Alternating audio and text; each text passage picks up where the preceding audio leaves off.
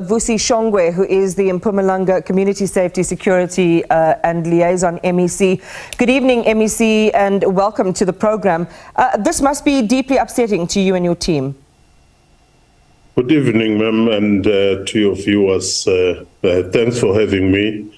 This thing is very disturbing, very, very disturbing. If you look at the amount that we're talking about, is close to 35 million in a very short space of time. And indeed, we are working tirelessly. As I'm speaking to you, I'm from a meeting with all the security agencies to make sure that we leave no stone unturned. Anything and everything and everyone who is involved in this particular scam will be investigated.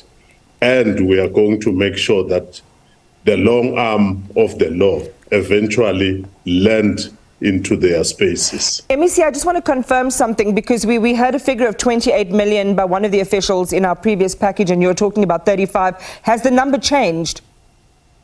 No, it has not changed. This was, you must remember, it's two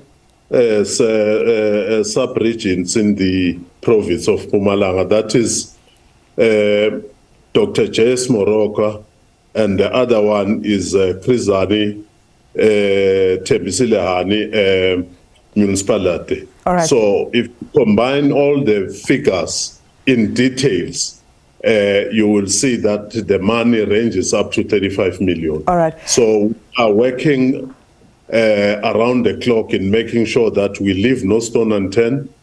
We check everybody with the RTMC.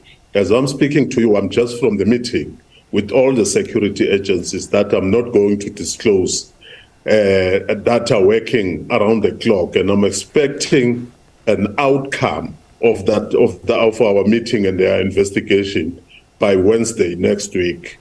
So I'm not going to rest until all of us have tried to clarify, and the money of our government goes back to the coffers of government. All right, so answers next week, an investigation is in play. But MEC, one has to wonder about the checks and balances and oversight in the system. Surely if the money is being received month on month or even weekly, tallying that amount value with the fines cancelled or discs renewed, your accounting department or the accounting officials would have picked it up sooner. Why does it seem administrative oversight is so weak?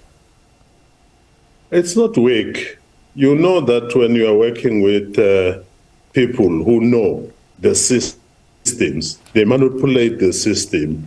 You might be doing oversight, but you can't do oversight in each and every DLT in the province at the same time. But nevertheless, when you employ someone, that particular somebody is vetted, and there's an agreement between them and us that they are not going to disclose any information that is working in that particular system. You're not expecting them to go and do what they did. So that's basically our worry, that what type of officials have we employed that will do such a very dirty work in the government and in the Department of Safety and Security. You must remember, we're a Department of Community Safety and Security. We are responsible for any safety of everything and everyone in the province. MEC, but surely this is troubling. Surely you concede that trust is only a baseline requirement. You still need a system to keep people honest. That is exactly what I'm agreeing with you. That's why, together with the RTMC and all other stakeholders who are involved in this particular matter, including my department, we are going to introduce the biometric that will be able to make us track and trace each and every one officials that is working with this particular system. I mean, MEC, not to be rude and not to appreciate what you're saying about future measures. South Africans are tired of hearing of future measures, systems that will be introduced, what things are going to look like. When 28 or 35 million rand of taxpayers' money, as you say, this is such a precious department, simply vanishes from the system because you're trusting people, the oversight doesn't seem to be immediate and urgent enough to be able to pick this up. It is concerning. It is. But from 2020, you must remember, we have already arrested a lot of people, more than 20 of them, including 3 fleet owners who are involved in this particular scam.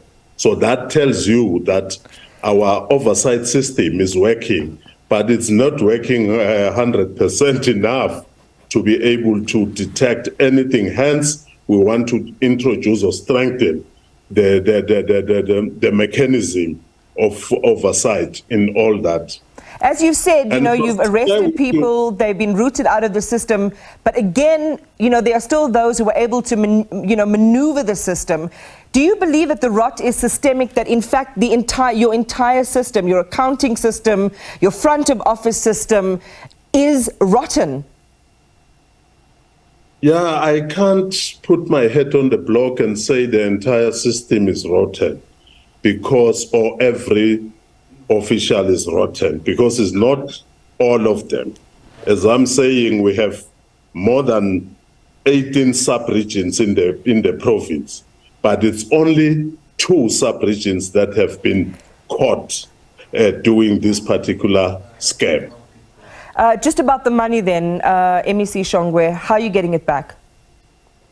Yeah, those people, isn't it that the people who are defrauding us are the people that are dodging to pay for license disc of their trucks, of their fleet, and everything else. So what we are going to do, we are going to stick to this one that we have identified.